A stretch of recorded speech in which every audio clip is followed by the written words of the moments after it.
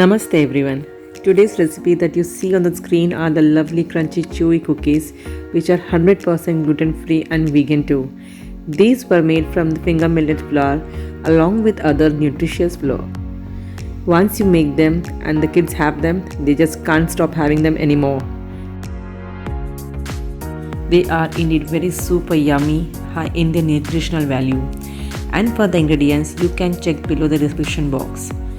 Firstly, I'm gonna mix up all my components. For this, I'll be mixing the cane sugar and the jaggery. Here I'm using the jaggery powder together into this.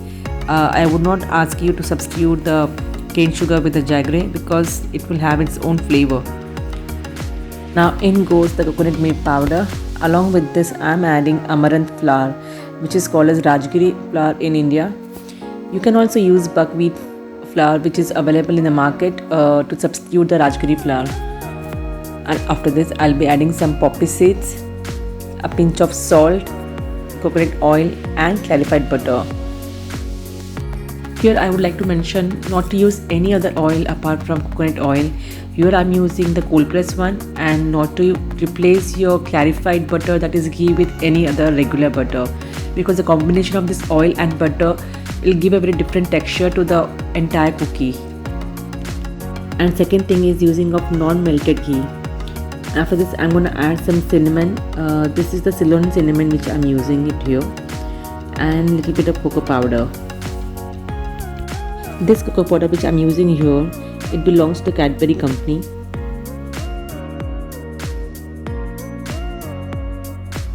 Now here I'm adding some almond flour, which is the homemade flour. I have done this by roasting the almonds before and then ground them very finely. I had roasted my almonds specially to make my cookies more crispier.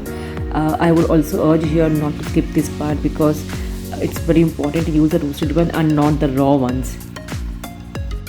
I would urge you not to use any substitutes for any of the ingredients here mentioned, because when I have tried doing that, twice I have failed, and the recipe what I am showing you here right now was the authentic one. Now I'll start breaking all the lumps using my spatula, and henceforth I'll be adding all the further ingredients too. I'll be adding another batch of oil, the coconut oil, because it was meant to mix up again with the rest of the ingredients, so I'm adding in parts.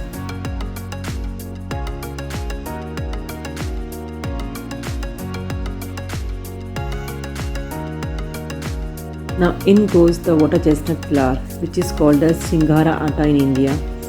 Along with that, I'm adding the banana flour and soy milk. Furthermore, I'll add the baking powder and the ragi atta, which is called as the finger millet flour, and the choco chips and the vanilla essence. In the end, I'm going to show you what the brand I have used for the banana flour along with the coconut milk powder which I have got from Amazon. These both were amazing products which I have used in many of my recipes. And I'm soon to come up with a Thai curry recipe on my channel using the same coconut milk powder. Since this product was directly imported from Thailand, the flavor of this coconut powder has a very different flavor than the other products that is available in India. And also there is a Jane Khausa recipe on my channel which I will tag it up on the iCard on the right side corner, or in my description box you can find the link to, where I have used this coconut powder, and along with the recipe I have made. The entire recipe was just awesome. It turned out to be really awesome. And now here you can see the cookie dough, how lumpy and grainy it is, and yet it's really very soft. I'll start rolling them into small balls, and I'll try to flatten them with my own fingers. If you want, you can use the help of a spoon back and do that.